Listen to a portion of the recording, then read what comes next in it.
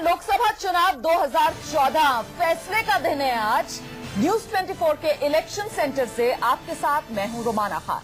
नमस्कार, मैं हूं अखिलेश आनंद और आज इस खास कवरेज में हम लगातार आपको बताते रहेंगे दिन भर की तमाम हलचल।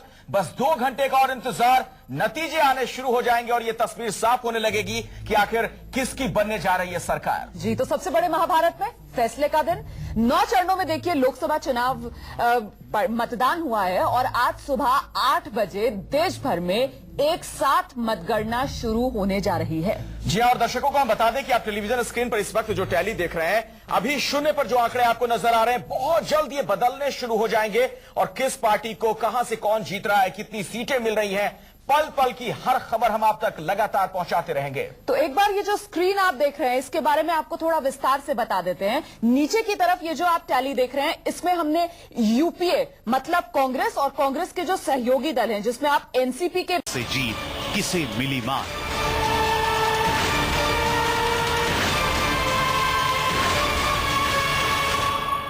धर्मनगरी काशी के लिए ये चुनाव किसी धर्म युद्ध की तरह ही थे। बीजेपी के पीएम पद के उम्मीदवार नरेंद्र मोदी ने जब वाराणसी से चुनाव लड़ने का ऐलान किया तो देश की नजर इस सीट पर टिक गई।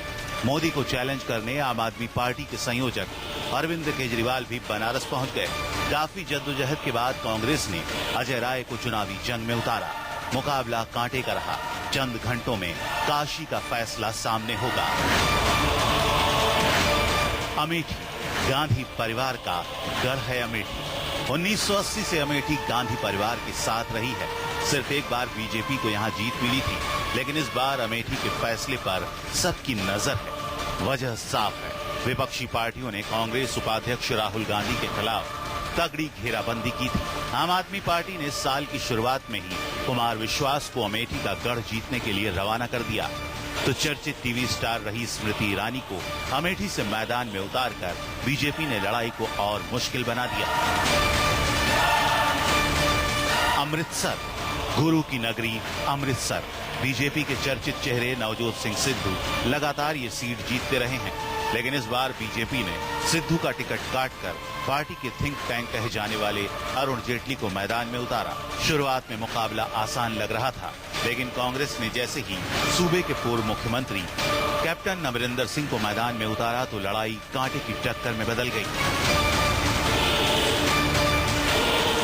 आजमगढ़, पूर्वांचल में मोदी लहर को रोकने के लिए समाजवादी पार्टी के मुखिया मुलायम सिंह यादव मैनपुरी के साथ आजमगढ़ से भी लोकसभा चुनाव लड़ने उतरे। यहां मुलायम का मुकाबला अपने ही चेले रमाकांत यादव से है। वैसे मुलायम की परेशानी बढ़ाने के लिए यहां से बहुजन समाज पार्टी के गुड्डू जमाली भी मैदान में थे। चांदनी चौक, दिल्ली, दिल्ली की चांदनी चौक सीट चुनावी मुकाबले में कांटे की टक्कर की गवाह बनी। यूपीए सरकार के दिग्गज मंत्री और कांग्रेस के बड़े नेता कहे जाने वाले कपिल सिब्बल को यहां चुनौती मिली।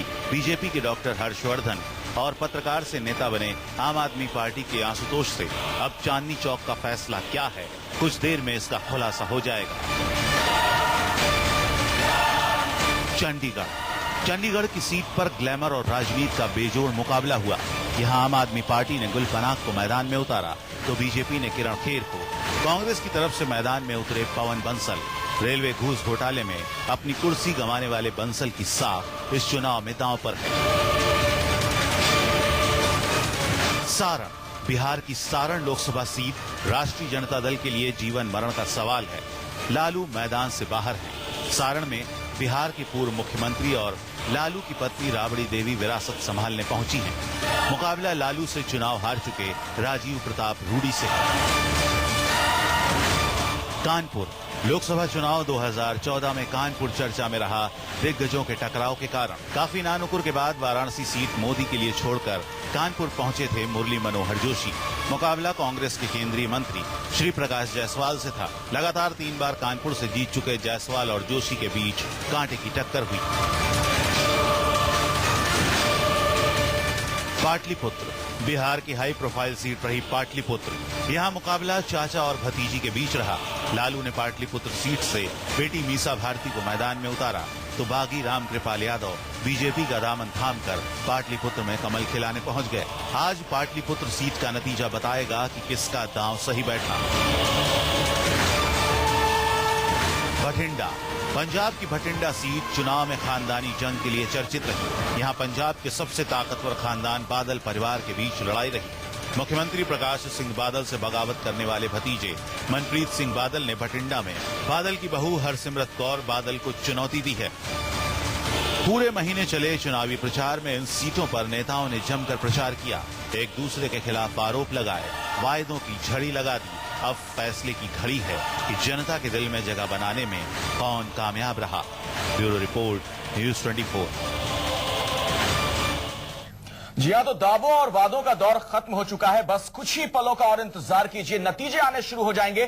सबसे तेज और सटीक नतीजे न्यूज़ 24 पर आज दिन भर आप देखेंगे। किसकी बनेगी सरकार, तस्वीर बस साफ होने वाली है। और ये जो रोमाना लगातार हम दर्शकों को टेलीविजन स्क्रीन पर दिखा रही है टैली, उसके बारे में एक बार फिर से बता दें उन्हें कि अभी जो शून्य पर आप आंकड़े देख रहे हैं, बहुत जल्द ये बदलने शुरू हो जाएंगे।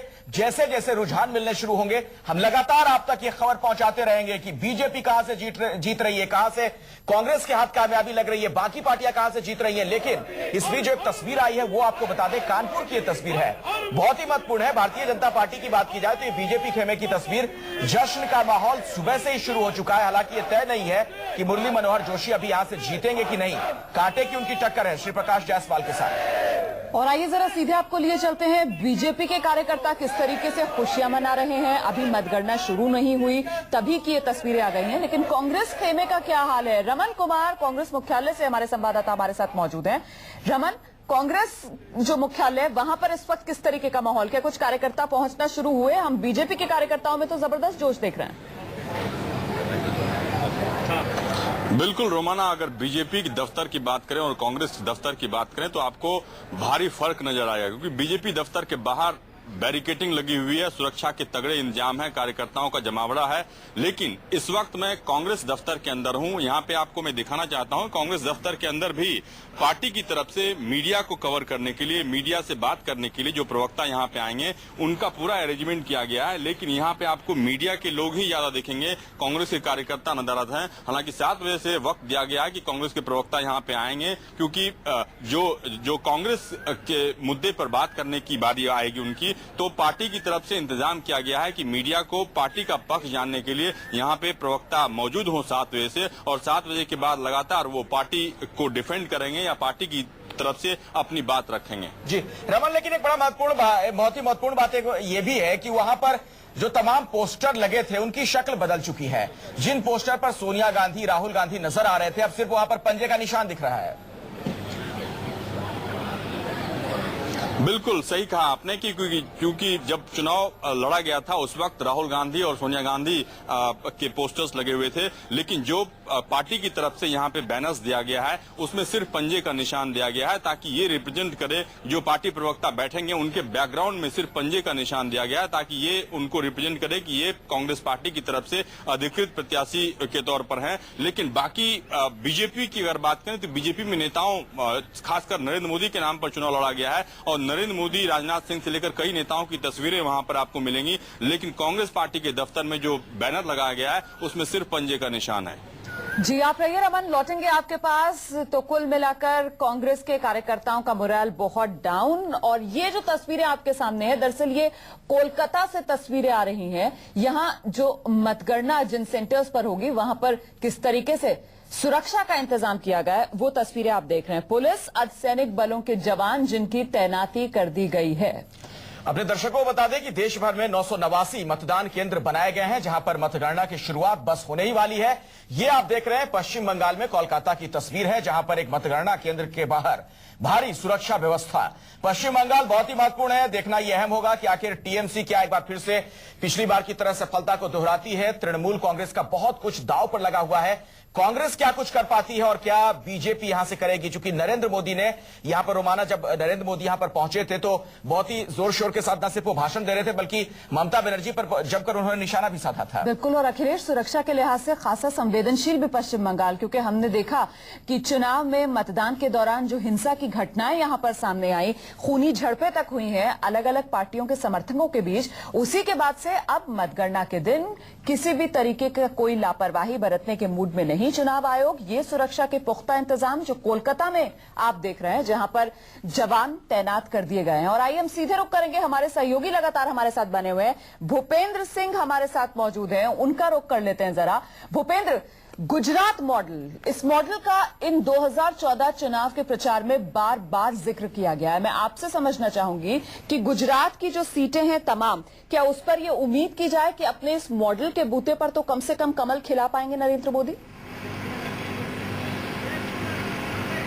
देखिए, उम्मीद और कोशिश बिल्कुल यही थी रोमाना, क्योंकि जो मिशन 272 प्लस की शुरुआत की गई थी उसके सबसे पहला चरण था कि यहाँ के गुजरात की 26 की 26 जो सीटें हैं उन पर कब्जा जमाया जाए, और पूरी तरह से ये कोशिश की गई थी। और जिस तरह से एग्जिट पोल बता रहे हैं कि गुजरात में 24 से लेकर 26 सीटें जो है वो मिल सकती है, मतलब कांग्रेस का सुपड़ा साफ हो सकता है। और जिस तरह की यहाँ पर हलचल देखने को मिल रही है, कांग्रेस कार्यालय पे हम गए तो वहां पर बिल्कुल मायूसी छाई हुई थी, और जब बीजेपी कार्यालय पर काफी चहल पहल है और चहल कर, और जिस तरह के यहाँ पर मैं बताऊं कि उम्मीदवार है वो कांग्रेस के बहुत ज्यादा ऐसा नहीं लग रहा है कि कोई एक सीट निकाल पाए। शंकर सिंह वाघेला है, एक बड़े नेता मैं भूपेंद्र आपके पास दोबारा लौटूंगा, तफसील से आपसे बात करेंगे, इस मसले पर भी बात करेंगे, लेकिन फिलहाल वक्त हो चला है एक छोटे से ब्रेक का। न्यूज 24 पर यह खास कवरेज लगातार जारी है और इस वक्त जो आंकड़े आप देख रहे हैं शून्य टेलीविजन स्क्रीन पर, बहुत जल्दी आंकड़े बदलने शुरू हो जाएंगे और हर खबर सबसे पहले आप न्यूज 24 पर तो करीब 1.5 लिया गया है। स्वागत के लिए लखनऊ तैयार है और देखिए ये खास अंदाज इस बार देखने को मिला है चुनाव में।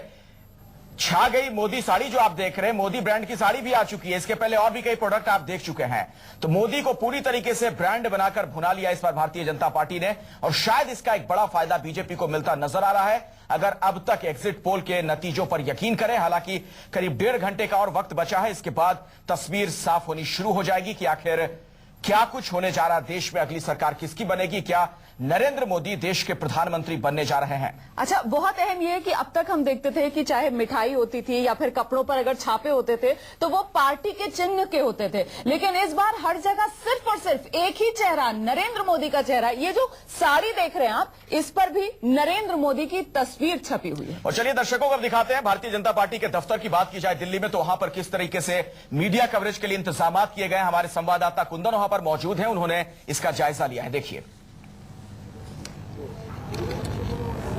लोकसभा चुनाव के लिए आज फैसले की घड़ी है और आज नतीजों का एक तरह से नतीजे साफ हो जाएंगे और सुबह 8 बजे से फॉर्मली काउंटिंग होनी है। लेकिन जिस तरीके से पॉलिटिकल पार्टियों के दफ्तर सजे हुए हैं उसी का एक नज़ारा है ये पंडाल जो 9 अशोका रोड में जो बीजेपी हेडक्वार्टर के बगल में जो एलओपी अरुण जेटली के घर के कैंपस के अंदर बनाया गया, खासकर मीडिया कवरेज के लिए बनाया गया, क्योंकि इस बड़े इवेंट के लिए तमाम मीडिया कर्मी आएंगे और तमाम बीजेपी के प्रवक्ता अपनी पार्टी को डिफेंड करेंगे। एक नज़ारा देखिए किस तरीके से अलग अलग केबिन्स बने हुए हैं। मैं किसी अपने केबिन्स में लेके जाके दिखाना चाहूंगा कि क्या क्या फैसिलिटीज बेसिक्स तौर पे दिखा। अब तमाम एक पूरा नज़ारा देखिए, मैं आपको दिखाना चाहूंगा, कैमरे से कहूंगा कि किस तरीके से दिखाएं तमाम अलग अलग चैनल्स के लिए इलाका वो किया गया है, बाइफरकेट किया गया है। पीछे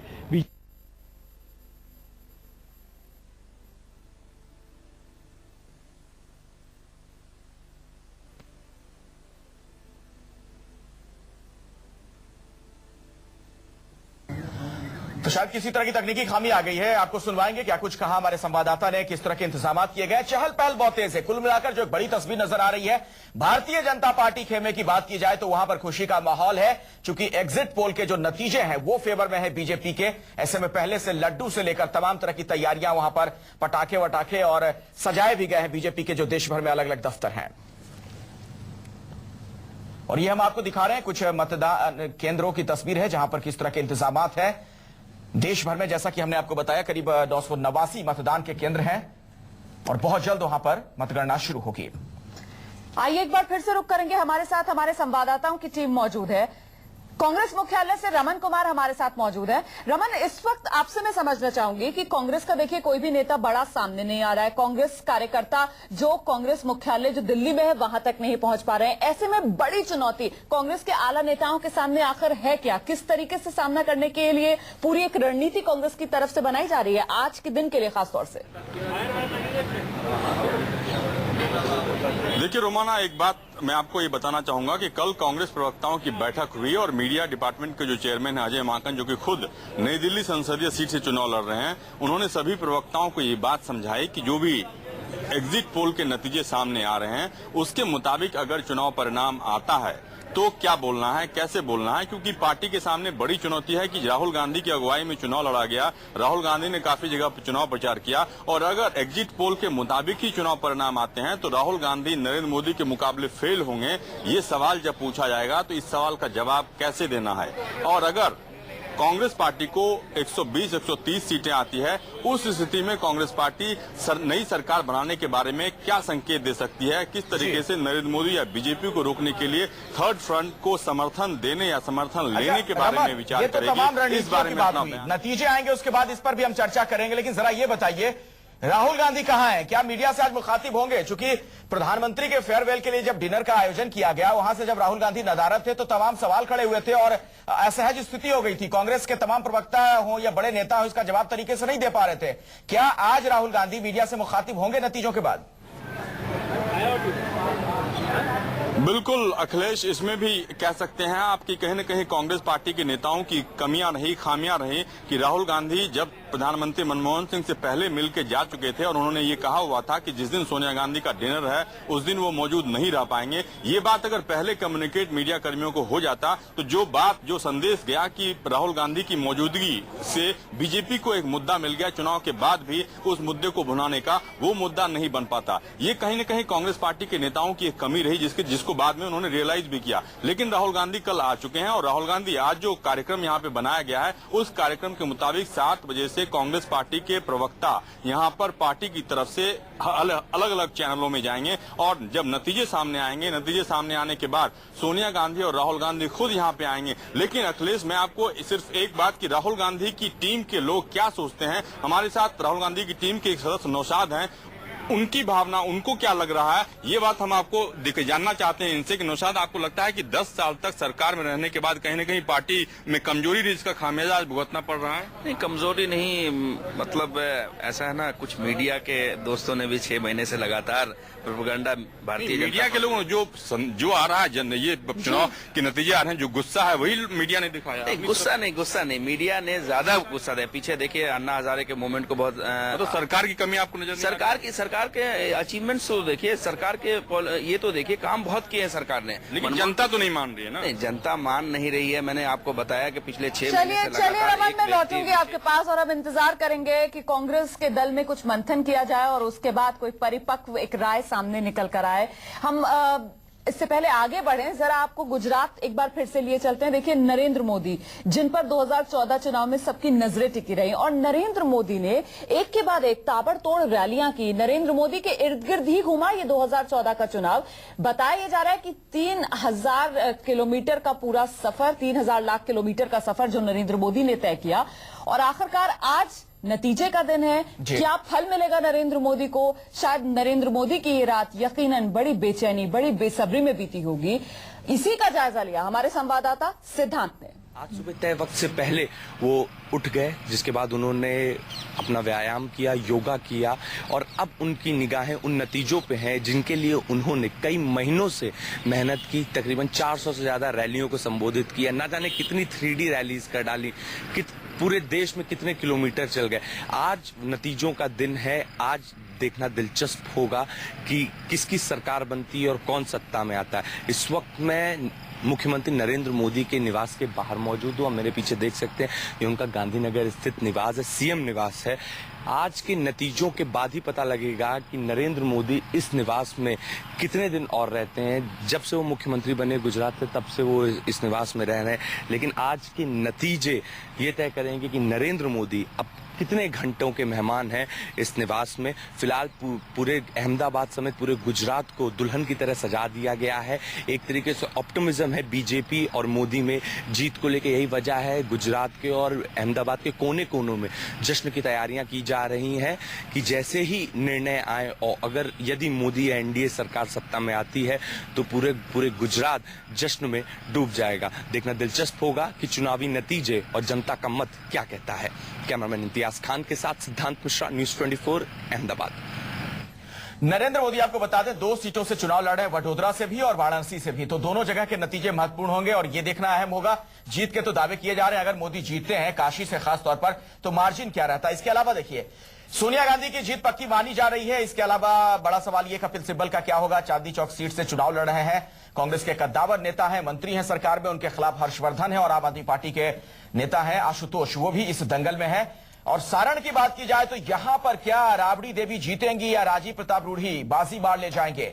उधर पाटलिपुत्रा की अगर बात की जाए पटना में, तो यहां भी चाचा और भतीजी के बीच की जंग है, यानी कि एक तरफ रामकृपाल यादव है और दूसरी तरफ है मीसा भारती। कौन जीतेगा महत्वपूर्ण होगा और तमाम जो अहम सीटें हैं, वीवीआईपी सीटें हैं, उस पर हमारी नजर लगातार बनी हुई है। नतीजों की हर खबर आप तक सबसे पहले पहुंचाते रहेंगे। और आइए हम सीधे रुख करेंगे, हमारे साथ हमारे सहयोगी अमित कुमार बीजेपी दफ्तर से इस वक्त मौजूद हैं। अमित, बीजेपी के खेमे में इस वक्त कैसी हलचल देख रहे हैं आप?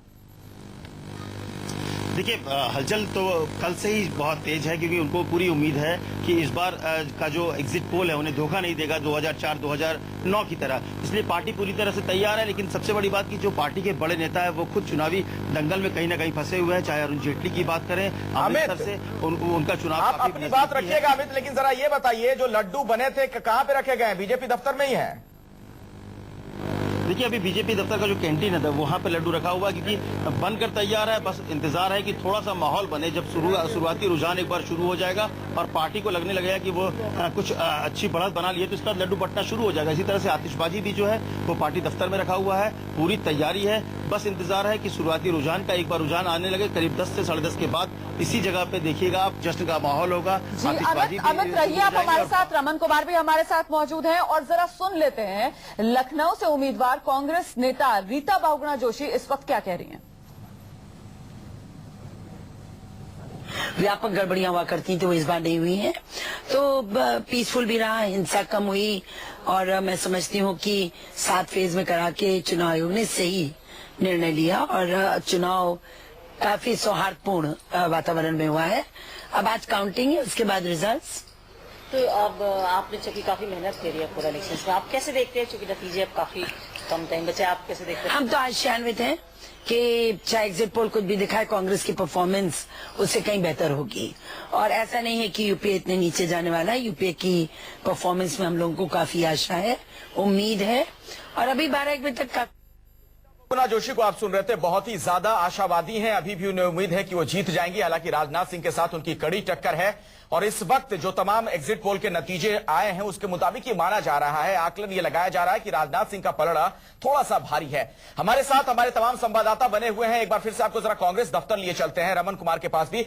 रमन, जो अब तक आकलन है, एग्जिट पोल के जो नतीजे आए हैं उसके मुताबिक माना जा रहा है कि आजादी के बाद से लेकर अब तक कांग्रेस ने जितने भी चुनाव लड़े हैं ऐसी खराब स्थिति कभी रही नहीं कांग्रेस की। ऐसे में देखना महत्वपूर्ण यह हो जाएगा कि कांग्रेस के जो कई दिग्गज हैं क्या वो अपनी सीट बचा पाएंगे?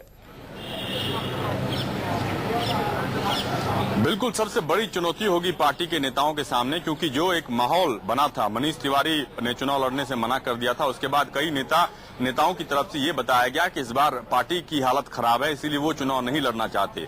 लेकिन राहुल गांधी ने सभी बड़े नेताओं से कहा, सोनिया गांधी ने फोन करके कहा कि आपको चुनाव लड़ना चाहिए, क्योंकि अंबिका सोनी 2009 में चुनाव लड़ना चाहती थी, इस बार चुनाव नहीं लड़ना चाहती थी। लेकिन सोनिया गांधी के फोन के बाद अंबिका सोनी खुद गई वहां पे, चुनाव वो लड़ रही हैं। गुलाम नबी आजाद खुद चुनाव नहीं लड़ना चाहते थे, लेकिन सोनिया गांधी के इंटरव्यून के बाद गुलाम नबी आजाद गए वहां पे चुनाव लड़ने के लिए। यानी कि तमाम जो बड़े नेता हैं वो चुनाव लड़ रहे हैं। उनके सामने सबसे बड़ी चुनौती है कि इस ऐसे समय में, जबकि कांग्रेस पार्टी 10 साल तक सरकार में रह चुकी है और 10 साल तक सरकार में रहने के बाद जो जनता की नाराजगी है, उस नाराजगी के बीच गुलाम नबी आजाद हो, अंबिका सोनी है, जो बड़े नेता हैं, उनको चुनाव लड़ना पड़ रहा है। अगर वो चुनाव हारते हैं तो बाकी कार्यकर्ता, जो बाकी नेता हैं, उनको वो क्या कह पाएंगे? जब बड़े नेता ही चुनाव हार जाएंगे तो दूसरे नेताओं को डिफेंड करने में उनको काफी मशक्कत होगी। इसीलिए कहीं न कहीं डर बड़े नेताओं के सामने इस बात को लेकर है कि एग्जिट पोल के जो रुझान सामने आ रहे हैं उसके मुताबिक पार्टी के खिलाफ लहर चल रही है, पार्टी के खिलाफ एक माहौल बना हुआ है। और ऐसे हालात में सोनिया गांधी और राहुल गांधी जब चुनाव नतीजे के बाद कांग्रेस दफ्तर आएंगे, मीडिया को संबोधित करेंगे, तब ये जानने की बात होगी, तब ये समझ में आएगा कि आखिरकार पार्टी अब आगे की किस रणनीति पर चल रही है। तो रमन, जैसे कि बता रहे हैं, कांग्रेस के कई बड़े नेता जो बहुत डरे हुए हैं इस वक्त, लेकिन वहीं अगर बीजेपी के बड़े नेताओं की बात की जाए तो ज्यादातर सबकी बल्ले बल्ले नजर आ रही है, क्योंकि सब खुद को मोदी वेव, मोदी लहर पर सवार महसूस कर रहे हैं। हम सीधे रुख करते हैं, भूपेंद्र हमारे साथ मौजूद है। भूपेंद्र, जरा बताइए, आज नतीजे तो कहा जा रहा है नरेंद्र मोदी अपने घर पर बैठकर आराम से सुकून से देखेंगे, कौन कौन उनके साथ मौजूद होगा जब वो नतीजे देख रहे होंगे टेलीविजन स्क्रीन पर, और ये भी आपसे जानना चाहेंगे कि इसके बाद का आज कार्यक्रम क्या रहने वाला है नरेंद्र मोदी का। रोमाना, सबसे पहले मैं जहां मौजूद हूं, बीजेपी मुख्यालय या कार्यालय है यहां पर गांधीनगर का, मैं यहां का एक नजारा आपको दिखाना पड़ूंगा जिससे आपको अंदाजा लग जाए कि बीजेपी किस तरह से खुशी और मोदी वेव, जिस तरह से आपने कहा कि लहर में सब सवार है। आप मेरे पीछे देखिए, ये बीजेपी कार्यालय है, रात भर रोशनी में नहाया हुआ था, लेकिन अब सुबह की अगर मैं बात करूं तो आप देख सकते हैं कि किस तरह से फूलों की लड़ी लगाई जा रही है, यहाँ पर सजाया जा रहा है बीजेपी कार्यालय को, इस उम्मीद के साथ कि जब जीत का जश्न मनाया जाएगा तो कार्यालय एकदम खूबसूरत दुल्हन की नजर आए। तो ये एक माहौल है और ये एक यहाँ पर नजारा देखने को मिल रहा है। दूसरी बात, जैसा कि आपने कहा कि मोदी के साथ साथ माना जा रहा है कि प्रदेश प्रमुख जो होंगे यहाँ के आरसी फल्दू वो मौजूद रहेंगे। इसके अलावा विजय रूपाणी, पुरुषोत्तम रूपाला और अन्य जो नेता है, अमित शाह की भी बात की जा रही है कि वो भी मोदी के साथ मौजूद हो सकते हैं। तो ये तमाम लोगों की नजर रहेगी नतीजों पर। कार्यक्रम की अगर मैं बात करूं तो 4 बजे वो वडोदरा में मतदाताओं का धन्यवाद करेंगे, 4 बजे एयरपोर्ट पर उतरेंगे, उसके बाद वहां जनसभा संबोधित करेंगे, इसके बाद 7 बजे अहमदाबाद में वो मतदाताओं का धन्यवाद करेंगे, उसकी भी तैयारियां यहाँ पर हो चुकी हैं। भूपेंद्र, जरा ये बता दीजिए कि गांधीनगर से निकलने से पहले क्या गुजरात में कौन उनका उत्तराधिकारी होगा, इस बात का ऐलान करके ये आगे बढ़ेंगे या अभी भी उस पर सस्पेंस बरकरार रखेंगे? देखिए, जिस तरह के गुजरात के नए मुख्यमंत्री की बात आ रही थी, आनंदीबेन पटेल रेस में सबसे आगे मानी जा रही थी, लेकिन उनके नाम की घोषणा जिस तरह से राजनाथ जी यहाँ आए थे, उन्होंने भी ये कहा था, इसके अलावा विजय रूपाणी जो यहाँ के नेता है बीजेपी, उन्होंने भी ये साफ कर दिया था कि 17 तारीख के बाद ही जो पार्लियामेंट बोर्ड की बैठक होगी और दिल्ली से ही इस बात की घोषणा की जाएगी कि गुजरात में नया मुख्यमंत्री कौन होगा। मोदी, उन्होंने भी ये कहा था, इसके अलावा विजय रूपाणी जो यहाँ के नेता है बीजेपी, उन्होंने भी ये साफ कर दिया था कि 17 तारीख के बाद ही जो पार्लियामेंट बोर्ड की बैठक होगी और दिल्ली से ही इस बात की घोषणा की जाएगी कि गुजरात में नया मुख्यमंत्री कौन होगा। माना यही जा रहा है कि जब तक नरेंद्र मोदी इस बात से आश्वस्त नहीं हो जाएंगे कि देश के अगले प्रधानमंत्री वो बनने जा रहे हैं, सीएम की कुर्सी वो छोड़ेंगे नहीं। हम अपने दर्शकों के बार अमित कुमार के पास लिए चलते हैं। बीजेपी दफ्तर से हमारे साथ हमारे संवाददाता लगातार बने हुए हैं। अमित, लंबे अरसे से बीजेपी आप कवर कर रहे हैं, कितने लंबे वक्त के बाद इस तरह का माहौल वहां पर देख रहे हैं आप?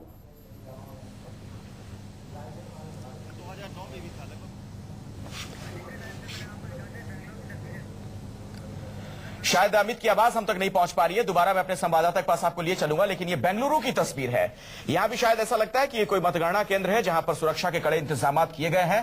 बेंगलुरु की तरफ भी लोगों की निगाहें कई लिहाज से हैं। बेंगलुरु साउथ की बात की जाए तो यहां से नंदन नीलेकणी चुनाव लड़े थे और उनके खिलाफ थे अनंत कुमार। देखना यह अहम होगा कि आखिर इनमें से कौन बाजी मारता है। ये शायद वहां पर कोई मतगणना केंद्र है जहां पर पुलिस के इंतजाम आप देख रहे हैं, सुरक्षा के तमाम इंतजाम हैं। नंदन नीलेकणी का जिक्र किया अखिलेश आपने, सबसे अमीर उम्मीदवार 2014 चुनाव के अंदर नंदन नीलेकणी बेंगलुरु सीट से। हम सीधे रुख करते हैं, जरा हमारे साथ मौजूद है हमारे संवाददाता रमन कुमार कांग्रेस मुख्यालय से। रमन, ठीक है, कुछ ही देर में मतगणना शुरू हो जाएगी, रुझान फिर नतीजे, लेकिन इस वक्त कांग्रेस की सबसे ज्यादा दिक्कत किस बात को लेकर होगी? क्या कांग्रेस ये बात समझ चुकी है कि देखिए कांग्रेस की ये साख की लड़ाई है, कहीं जो नतीजा है जिस पर कांग्रेस की टैली आकर रुके वो अब तक की सबसे लोएस्ट स्कोर ना हो, तो कहीं ना कहीं अपनी साख बचाने के लिए ही शायद इस वक्त कांग्रेसी नेता दुआओं के दौर में बिजी होंगे? देखिए रोमाना, कांग्रेस पार्टी के हाथ में जो कुछ था, जो संभव था, वो हर संभव उपाय कांग्रेस पार्टी ने अपनी साख बचाने के लिए किया। लेकिन अब जो एग्जिट पोल के नतीजे सामने आ रहे हैं, उसके बाद कहीं न कहीं पार्टी के नेताओं को लगता है कि सब कुछ करने के बाद भी अब पार्टी उस मुकाम तक नहीं पहुंच पाएगी जिसका अंदाजा या जिसको बचाने के लिए काफी जद्दोजहद की गई। क्योंकि आपने देखा कि कल संदीप दीक्षित का बयान आया। संदीप दीक्षित चुनाव लड़ रहे हैं और उन्होंने ये मान लिया, पहले ही नतीजे से पहले ही मान लिया कि उनकी हालत काफी खराब है। तो मैं जिक्र करना चाहूंगी यहाँ पर सोनिया गांधी के बयान का, जो ये कहती है एग्जिट पोल्स की हमें परवाह नहीं। तो क्या माना जाए, कांग्रेस का आला कमान भी यहाँ तक कि जैसे कि नेताओं का आपने जिक्र किया, संदीप दीक्षित का आपने जिक्र किया, उनमें बिल्कुल भी उत्साह नहीं भर पा रहा है? नहीं, लेकिन महत्वपूर्ण रोमाना ये भी है। रमन, आप अपना जवाब दीजिएगा। एक तरफ तो एग्जिट पोल की परवाह सोनिया गांधी नहीं करती है रमन, लेकिन दूसरी तरफ पोस्टर से राहुल गांधी और सोनिया गांधी की तस्वीर भी गायब कर दी जाती है। ये क्या है? बिल्कुल, देखिए सबसे बड़ी बात है कि सोनिया गांधी या राहुल गांधी अगर अभी एग्जिट पोल के रुझान के आधार पर इस बात को हार मान लेंगे तो जो मतदान केंद्र पर कांग्रेस का कार्यकर्ता जाएगा वो भी नजर नहीं आएगा। इसीलिए पार्टी के नेता या पार्टी का अध्यक्ष या पार्टी का उपाध्यक्ष अंतिम समय तक, जब तक नतीजा सामने नहीं आता, तब तक ये बात स्वीकार नहीं करेगा कि पार्टी हार चुकी है। वो कहीं न कहीं बात घूमकर वही आ जाती है कि आला कमान की इस पोस्टरिंग के बावजूद मतदाताओं के अंदर और जो कार्यकर्ताओं में, यहां तक कि नेताओं में भी उत्साह की एक कमी कांग्रेस के खेमे में साफ तौर पर नजर आ रही है। और आइए जरा तस्वीरें आपको दिखा देते हैं।